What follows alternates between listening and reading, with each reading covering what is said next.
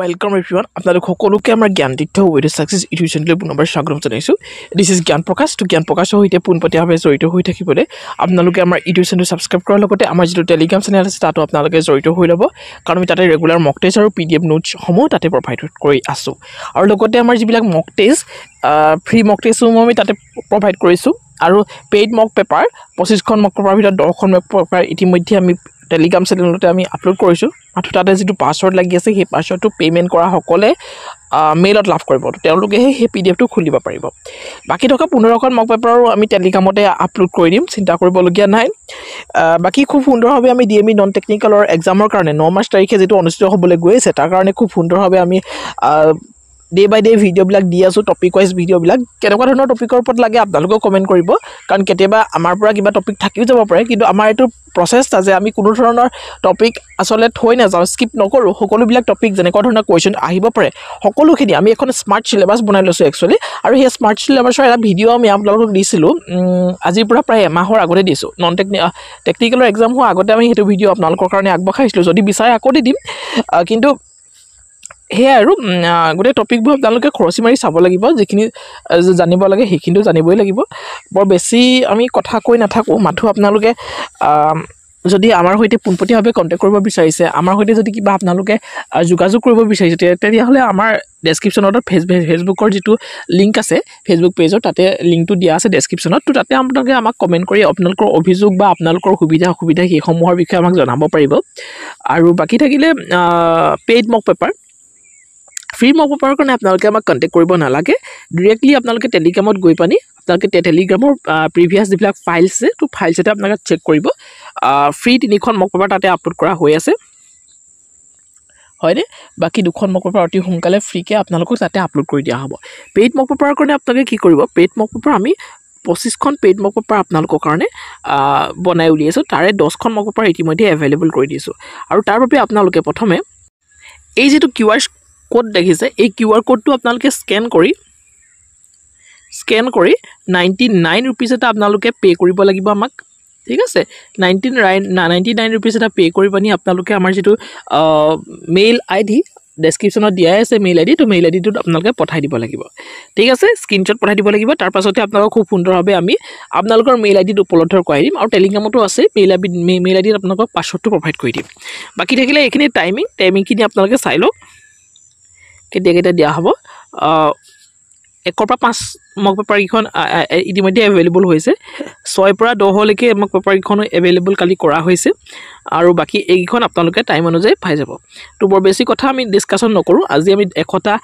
General নলেজৰ question discussion কৰিবলৈ আহিছো তাত কোনো ধৰণৰ অপচন আমি ৰখা নাই directly one liner questions আমি ডিসকাশন কৰিছো কাৰণ বহুতে কিছুমানে আসলে কেতিয়াবা কয় যে অপচন হ'ব না লাগে তো ডাইৰেক্টলি আমি ওয়ান লাইনাৰ ডিসকাশন কৰিছো ওয়ান লাইনাৰ খিনি আপোনালোকে মনত ৰাখিবলৈ চেষ্টা কৰক তো ডেফিনেটলি আপোনালোকৰ কাৰণে হেল্পফুল হ'বই হ'ব ঠিক আছে কোৱেশ্চন নম্বৰ 1 টো আমি যাও তো কোৱেশ্চন খিনি আপোনালোকে মন কৰিব ইয়াতে কি আছে একটা গুৰুত্বপূৰ্ণ প্ৰশ্ন উত্তৰ নৰেন্দ্ৰ মোদী ষ্টেডিয়ামখন ক'ত আছে নৰেন্দ্ৰ মোদী ষ্টেডিয়ামখনক মটেৰা ষ্টেডিয়াম বুলি কোৱা হয় আৰু এখন ভাৰতৰ গুজৰাট ষ্টেটত আছে জিম্বাবৱেৰ ৰাজধানী কি জিম্বাবৱেৰ ৰাজধানী হৈছে হাৰাৰে ঠিক আছে মনত ৰাখিব 2-3 বাৰ আপোনালোকে ভিডিওটো চাই দিব আৰু যিখিনি আপোনালোকৰ কাৰণে নজনা নিচিনা পইণ্ট আছে তো সেইখিনি আপোনালোকে নোটছ কৰি ৰাখিব আৰু ৰিভিজন কৰিব ৰিভিজনটো মোষ্ট হয় এণ্ড দেন আফগানিস্তান আৰু পাকিস্তানৰ মাজত অৱস্থিত আন্তঃৰাষ্ট্ৰীয় সীমাডালৰ নাম কি আফগানিস্তান আৰু পাকিস্তানৰ মাজত কি আছে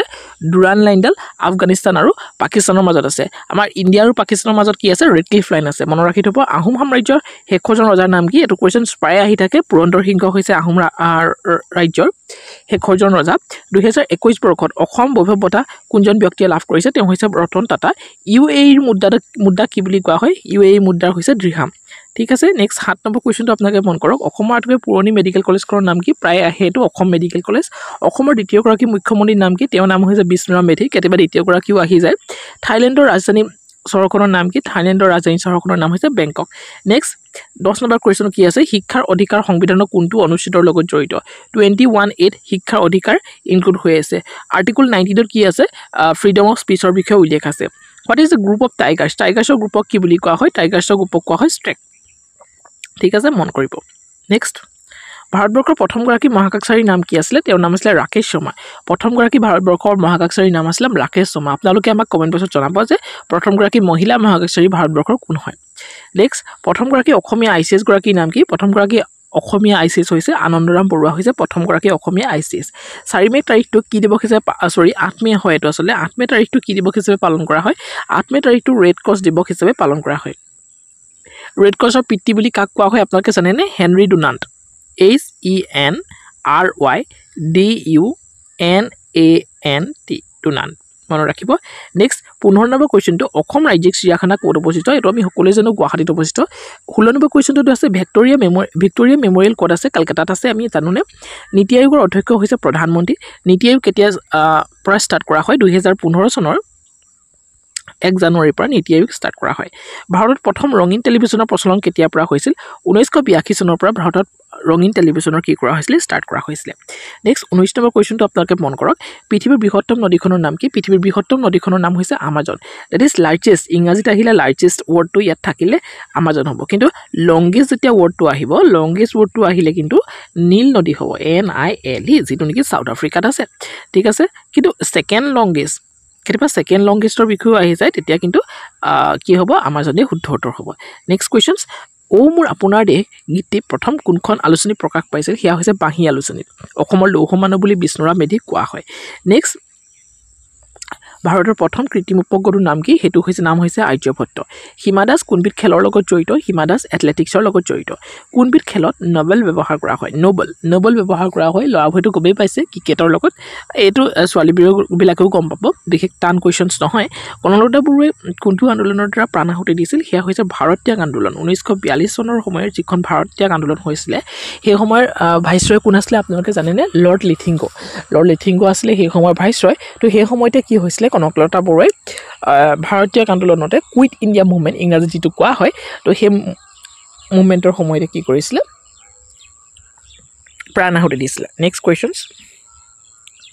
খুব কম সময়তে 15টা কোৱেশ্চন আমি ডিসকাশন কৰিলুৱে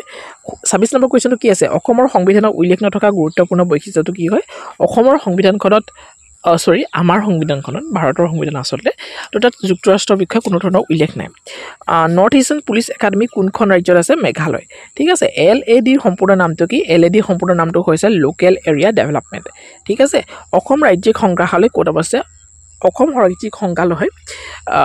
দীঘলী পুখুৰী গুৱাহাটীত অৱস্থিত ঠিক আছে নেক্সট 13 নম্বৰ কোৱেশ্চনটো কি আছে কোনখন আলোচনীত প্ৰথম অসমীয়া সনেট কবিতা প্ৰকাশিত হৈছিল প্ৰথম অসমীয়া সনেট কবিতা প্ৰকাশিত হৈছিল কি আছিল এবাৰ প্ৰথম অসমীয়া সনেট কবিতা আপোনালোকে কিন্তু এটো কমেন্ট কৰিব লাগিব দেই আমাক আৰু হেতু জোনাকী আলোচনী কি কৰিছিল প্ৰকাশ কৰা হৈছিল জোনাকী আলোচনী 1889 নহয় জানো প্ৰথম অসমীয়া সনেট যিখন বুক আছিল সনেট বুকখনৰ নাম কি আছিল প্ৰথম অসমীয়া সনেট বুকখনৰ নাম আছিল মালস আৰু হেখন কাৰ আছিল হিতেশ্বৰ বৰবৰুৱা মনত ৰাখিব এখিনি কি ইম্পৰ্টেন্ট হয় Next 31 number questions. Noronain হেতুৱে সংলগ্ন কৰা ঠাইডোখৰৰ নাম কি আছিল যোগীকোপা আৰু পঞ্চৰত্ন 1942 চনৰ আন্দোলনৰ অসমৰ প্ৰথমগৰাকী শহীদ কোন আছিল তেওঁ আছিল কুশল কোঁৱৰ 33 number questions ধপাত দিৱস 31 মে তাৰিখে পালন কৰা হয় next 34 number question টো কি আছে Sangai animal is found in which national park Sangai ফেষ্টিভেলো মণিপুৰে হয় গতিকে কেবুল লামজু নেশ্যনেল পাৰ্কৰে চাংহাই এনিমেল টু পোৱা যায় আৰু কেবুল লামজু যিখন নেশ্যনেল পাৰ্ক এখনো মণিপুৰৰ এখন নেশ্যনেল পাৰ্ক হয় মাৰ্গাৰেট থেটচাৰ কোন হয় তেওঁ এগৰাকী প্ৰাক্তন প্ৰধানমন্ত্ৰী হয় কোৰ হয় ইউনাইটেড কিংডমৰ হয় তৃণভোজী প্ৰাণীৰ বৈজ্ঞানিক নাম কি এটা তৃণভোজী প্ৰাণী ইয়াতে কোৱেশ্চনছটো এনেকৈ ধৰণে আহি গ'ল কিন্তু ইয়াতে তৃণভোজী প্ৰাণী কিহৰ কোনটো তৃণভোজী প্ৰাণীৰ সাইন্টিফিক নেম তাই হেতু সুধিব লাগিব তেতিয়া আপোনালোকক ক'ব পৰা যাব এতিয়া আহি যাব পাৰে আপোনালোকক মই ইয়াতে এটা বেলেগ কোৱেশ্চন দি দিলো মেংগোৰ সাইন্টিফিক নাম কি মেংগোৰ সাইন্টিফিক নামটো কি জানেনে আপোনালোকে ম্যাগনিফেৰা ইন্ডিকা ঠিক আছে নেক্সট বান থিয়েটাৰ কোড অৱস্থিত বান থিয়েটাৰ তেজপুৰত অৱস্থিত next Chanakya was A code poet of which king Chanakya অৰ্থাৎ কৌটিল্য যি নেকি অৰ্থশাস্ত্ৰ লিখিছিলে তো তেওঁৰ কাৰ কোড পয়েট আছিল তেওঁ চন্দ্ৰগুপ্ত মৌৰ্যৰ কোড পয়েট আছিল নহয় নে হু invented the pressure rule invent কৰিছিলে ৰবাৰ্ট বয়লে হাৰগিলা প্ৰজেক্ট কোনে লিখ কৰিছিলে তেওঁ আছিল পূৰ্ণিমা দেৱী বৰ্মনে হাৰগিলা প্ৰজেক্ট কৰিছিলে গ্ৰেটাৰ এজুকেশ্যন ষ্টকৰ কাৰণে তেওঁ গ্ৰীণ অস্কাৰে 2024 বৰ্ষত কি কৰা হৈছে পুৰস্কৃত কৰা হৈছে নেক্সট 41 নম্বৰ কোৱেশ্চনছ অজগৰ বুৰঞ্জী কোনে লিখিছিল তেওঁ আছিলে চাওঁ নগেন হাজৰিকা অজগৰ বুৰঞ্জী লিখিছিল ই ব্ৰহ্মপুত্ৰ মৌমমী তুগলকৰ দিনত ভাৰতলৈ আহিছিল what is the name of the currency of the Bangladesh বাংলাদেশৰ টাকা হয় আৰু বাংলাদেশৰ যিখন কেপিটেল হয় সেয়া হৈছে ঢাকা DHKA ঠিক আছে নেক্সট 44 নম্বৰ কুৱেশ্যন চাণক্য কোনজন ৰজাৰ ৰাজসভাৰ কবি আছিল চাণক্য আছিলে চন্দ্ৰগুপ্ত মৌৰ্য আৰু এটো আমি আলোচনা কৰিছো চন্দ্ৰগুপ্ত মৌৰ্যৰ পুত্ৰ কোন হয় বিন্দুসাৰা পুত্ৰ কোন হয় অশোকা ঠিক আছে আৰু অশোকা তৃতীয়খন বুদ্ধিষ্ট কাউন্সিলৰ তেওঁ আছিলে ঠিক আছে next question number 45 who was awarded 1994 Magsaysay award for government service to Kiran Bedi the social service at Robert Magsaysay award লাভ কৰিছিলে তো এটো ইম্পৰ্টেন্ট মন ৰাখি থব next Russia আৰু Alaska is connected by কি হয় Bering Strait এই ষ্টেট বিলাক কিন্তু ইম্পৰ্টেন্ট হয় next দূৰদৰ্শন চেনেল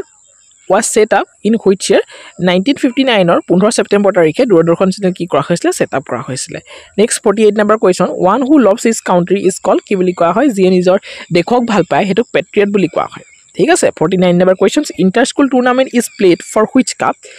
option আছে Durand Cup Subroto Cup Dilip Cup আৰু Naidu Cup inter school tournament কি হয় কাৰণে হয় Subroto Cup ৰ কাৰণে হয় ঠিক আছে আটাইতকৈ পুৰণা কাপটো কিন্তু Durand Cup হয় দেই next 50 number questions Obhiruchi Sports Day in Assam is observed for which of the following Bhogeshwar Boruar karone Obhiruchi Sports Day palon kora hoy hoyne kiman tarikhe palon kora hoy 3 September tarikhe Obhiruchi kriya dibok palon kora hoy thik ase 51 number questions to amazam in which of the following vehicles FASTag is not present ambulance kono dhৰণৰ FASTag present kora নহয় তাৰপিছতে আপোনালোকে মন কৰিব পাৰিব যেটো dal baati চুৰমা is the food of which state dal baati চুৰমাটো কোনখন ষ্টেটৰ কোনখন ৰাজ্যৰ ফুড হয় ইয়াতে হেতু খুদিব বিচাৰিছে এবিলাক আমি জানিব লাগে কোনখন দেশৰ কি খাদ্য খোৱা হয় তো দালবাটি চুৰমাটো এটা পপুলাৰ ফুড হয় কোৰ হয় হেতু হৈছে ৰাজস্থানৰ এটা পপুলাৰ ফুড হয় মোগল সাম্ৰাজ্যৰ প্ৰতিষ্ঠাপকজনৰ নাম কি তেওঁৰ নাম হৈছে বাবৰ তো বাবৰে মোগল সাম্ৰাজ্য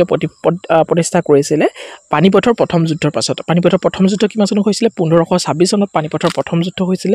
পানিপথৰ প্ৰথম যুদ্ধত তেওঁ কি কৰিছিল ইব্ৰাহিম লোডিক পৰাস্ত কৰি লোডি বংশৰ পতন ঘটাই তেওঁ কি কৰিছিল মোগল বংশৰ পাতনি মেলিছিল ঠিক আছে তো মোগল সাম্ৰাজ্যৰ শাসকসকলৰ নামটো ক্ৰনলজিক্যাল অৰ্ডাৰত কেনেবা খুধে নহয় জানো তো হেতু কাৰণে আপোনালোকক এটা কিটিপ দিছো ভজস BHAJSAB A word to আপোনালোকে মন ৰাখিব B for Babur H for Humayun A for Akbar J for Jahangir S for Shah Jahan A for Aurangzeb আৰু B for Bahadur Shah Zafar second next 54 number question অসমীয়া ভাষা উন্নতি সাধিনী সভা দেশ উন্নতি সাধিনী সভা খালিতে পূৰ্ণ কৰিবলৈ কৈছে তো সাধিনী 1888 ঠিক আছে যোৰহাট জিলাত কোনজন আহোম ৰজাই ৰাজধানী পাতিছিল তেওঁ হৈছে চাওলুং চুকাফা এটো চৰাইদেউ হ'ব লাগিছিল দেই যোৰহাট নহয় চৰাইদেউ কোনে আহোম ৰাজধানী পাতিছিল এটো চৰাইদেউ চুকাফা ঠিক আছে টুকলাই চাহ গৱেষণা কেন্দ্ৰটো কোন জিলাত অৱস্থিত হেয়া হৈছে যোৰহাটত অসমৰ সৈনিক স্কুল ক'ত আছে অসমৰ সৈনিক স্কুল গোৱালপাৰাত আছে মোগল সাম্ৰাজ্য প্ৰতিষ্ঠাপক কোন এটো আমি আলোচনা কৰিছো বাবৰ 1526 ত পানিপথৰ প্ৰথম বেটেল হৈছে আমলকি আৰু নেমু টেঙাত কি ভিটামিন পোৱা যায় সি ভিটামিন অৰ্থাৎ সি ভিটামিনৰ কেমিক্যাল নেমটো কি হয় আমি কৈছিলো আপোনালোকক এসকৰ্বিক এসিড নহয় জানো নেক্সট পদ্মশ্ৰী বঁটা প্ৰথম কোনে পাইছে অসমীয়া তো তেওঁ হৈছে ডক্টৰ মথুৰা দাস ভাৰতীয় প্ৰথম মহিলা মহাকাশচাৰী আমি তো আপোনালোকক কমেন্টত ক'বলৈ গৈছিলো কল্পনা চাওলা 2022 চনৰ জানুৱাৰী মাহত নিযুক্তি পোৱা আমেৰিকা যুক্তৰাষ্ট্ৰৰ ৰাষ্ট্ৰপতি কোন আছিল তেওঁ হৈছে জো বাইডেন এটো কোৱেশ্চনস ইম্পৰ্টেন্ট হয় নেক্সট কাৰণ এটো নেক্সট 63 নম্বৰ কোৱেশ্চন কমনৱেলথ গেমছৰ অসমৰ বিজয়ী কোন হয় তেওঁ হৈছে পপি হাজৰিকা প্ৰথম অসমীয়া জ্ঞানপীঠ বঁটা বিজয়ী কোন হয় বীৰেন্দ্ৰ কুমাৰ ভট্টাচাৰ্য ঝাৰখণ্ডৰ ৰাজধানী কি হয় ৰাঁচী ঠিক আছে বাকি এটো কোৱেশ্চনস মেথছৰ কোৱেশ্চন আহি গল দুটা সংখ্যাৰ যোগফল 12 আৰু সংখ্যা দুটাৰ বৰ্গমূল 60 হলে সংখ্যাটো কি হয় এটো এতিয়া আমি ইয়াতে কৰাই নিদো যেহেতু এটো মেথছৰ কোৱেশ্চনস আমি বেলেগকে এটো কেতিয়াবা ডিসকাশন কৰিম ঠিক আছে অসমৰ ছোৱালী বিশ্ববিদ্যালয় কোনখন ক'ত অৱস্থিত তো ছোৱালী বিশ্ববিদ্যালয় যোৰহাটত আছে অসম ছোৱালী বিশ্ববিদ্যালয় বুলি যোৰহাটত আছে ঠিক আছে লক্ষ্মীনাথ বেজবৰুৱা ওমুৰ আপোনাৰ এই গীতটো কোনখন আলোচনী প্ৰকাশ পাইছে তো হেতু বাহিত আলোচনা প্ৰকাশ পাইছে নেক্সট 1942 চনত কনকলতা বৰুৱা আৰু মুকুন্দ কাকতি কোনখন চহৰত শহীদ হৈছিল তেজপুৰৰ গফুৰ থানাত তেওঁলোক শহীদ হৈছিল 1942 শংকৰদেৱে প্ৰচাৰ কৰা নাটসমূহ কি নাট বুলি কোৱা হয় হয় অংকীয়া নাট বুলি কোৱা হয় নৰনাৰায়ণৰ অন্য এটা নাম কি সেইটো হৈছে মল্লদেৱ অসমৰ ৰাজ্যিক পশু কি এশিঙীয়া গড় হৈছে অসমৰ ৰাজ্যিক পশু নেক্সট পদুম কোনখন দেশৰ ৰাষ্ট্ৰীয় ফুল ভাৰতবৰ্ষৰ ৰাষ্ট্ৰীয় ফুল হৈছে পদুম জুবিন গাৰ্গৰ প্ৰথম এলবামখনৰ নাম কি হৈছে অনামিকা উমানন্দ মন্দিৰ ক'ত আছে ভস্মাচল পাহাৰত আছে চিত্ৰাচল পাহাৰত কি মন্দিৰ আছে নৱগ্ৰহ মন্দিৰ আছে অৰ্কিড কোনখন ৰাজ্যিক ফুল সেয়া হৈছে অৰুণাচল প্ৰদেশ নেক্সট ৰাষ্ট্ৰৰংগীতি কোনে লিখিছে কলহনে লিখিছিলে দিন ইলাহি কোনে প্ৰৱৰ্তন কৰিছিলে আকবৰে প্ৰৱৰ্তন কৰিছিলে মেনিলা কোনখন দেশৰ ৰাজধানী ফিলিপাইনছৰ মেনিলা ভাৰতৰ লৌহ মানৱ বুলি চৰ্দাৰ বল্লভভাই পেটেলক জনা আছে নেক্সট ভাৰতৰ মিছাইল মানৱ বুলি কাক আখ্যা দিয়া হয় ডক্টৰ APJ আব্দুল কালামক ভাৰতৰ মিছাইল বুলি কোৱা হয় পৰৱৰ্তী গ্ৰীষ্মকালীন অলিম্পিক কোনখন দেশত হ'ব এতিয়া 2024ৰ কথাটো ইয়াত লিখা আছে পেৰিছত হৈ গৈছে ইতিমধ্যে আৰু পৰৱৰ্তীটো ক'ত হ'ব আপোনালোকে আমাক জনাব ঠিক আছে লছ এঞ্জেলত হ'ব অভিজ্ঞান অকুন্তলন কোনে ৰচনা কৰিছিল কালিদাসে টুচু পূজা চাহ জনগোষ্ঠীয় লোকসকলে পালন কৰে নেক্সট ভাৰতীয় সংবিধানত মুঠ কেইটা অনুসূচী আছে তো 12টা অনুসূচী ভাৰতীয় সংবিধানত আছে ঠিক আছে কম্পিউটাৰৰ আটাইতকৈ ডাঙৰ মেমৰি ইউনিটটো কি হয় সেইটো হৈছে টেৰাবাইটছ পকি কোনখন কোনজন উপৰিপুৰুষৰ গড় হয় সেয়া হৈছে জ্যোতিপ্ৰসাদ আগৰৱালাৰ ঠিক আছে নেক্সট 89 নম্বৰ কুৱেশ্যনছটো মন কৰক চিলাৰে প্ৰকৃত নামটো কি হয় চিলাৰে প্ৰকৃত নামটো হৈছে শুক্লধ্বজ আৰু মুখা শিল্পতকৈ বেছি চৰ্চিত হোৱা অসমৰ ঠাইখনৰ নাম হৈছে মাজুলী আমি সকলোৱে জানো এইখিনি ইজি কুৱেশ্যনছ আচলতে বেছিকৈ অসমৰ কুৱেশ্যনছ বাৰু ইয়াতে ইনক্লুড কৰা হৈছে অসমৰ কুৱেশ্যনছ ইমানকৈ DME এক্সামবিলাকত নাহে কিন্তু ধৰিবতো নোৱাৰি আহি যাব পাৰে গতিকে এইকেইটা মই পাই পানি ভাবিলোঁ এইকেইটা আপোনালোকৰ সৈতে শ্বেয়াৰ কৰি দিয়াত বেছি ভাল হ'ব কাৰণ এইকেইটা যিটো পেটাৰ্ণত আচলতে DME এক্সামবিলাকত কুৱেশ্যনছবিলাক আহে তো এইকেইটা কুৱেশ্যনটো মই সেইটো পেটাৰ্ণতে পাই গ'লোঁ আৰু এইকেইটা পূৰ্ব বৰ্ষসমূহত অসমৰ যিকোনো গভৰ্ণমেণ্ট এক্সামত অহা কুৱেশ্যনছ হয় গতিকে মই ভাবিলোঁ এইকেইটা আপোনালোকৰ কাৰণে ইম্পৰ্টেণ্ট হ'ব আৰু এইকেইটা আপোনালোকে হয়তো জানেও তথাপিও আপোনালোকক এবাৰ ৰিকল কৰাই দিবলৈ চেষ্টা কৰিলোঁ তো এনেকৈ ধৰণে সকলোবিলাক টপিকৰ ওপৰত ভিডিঅ' আহি থাকিব আমি অসমৰ ইমানবিলাক কুৱেশ্যনৰ ওপৰত আমি আপোনালোকে দেখিছে ইমানখিনি ভিডিঅ' বনালোঁ তাতে আমি ফ'কাছ কৰা নাই মাত্ৰ যিখিনি DME কাৰণে ইম্পৰ্টেণ্ট আমি সেইখিনিয়ে পঢ়িম আৰু এইখিনিও ইম্পৰ্টেণ্ট গতিকে ইয়াতে গমে পাইছে আমি কেনেকুৱা ধৰণৰ কুৱেশ্যনসমূহ ডিছকাশ্যন কৰিছোঁ আখাৰীকন্দা কান্দি কিহৰ বাবে বিখ্যাত পোৰামাটিৰ কাৰণে বিখ্যাত লটাছ টেম্পুল ক'ত আছে নতুন দিল্লীত লটাছ টেম্পুল আছে নেক্সট 93 নম্বৰ কুৱেশ্যনটো মন কৰক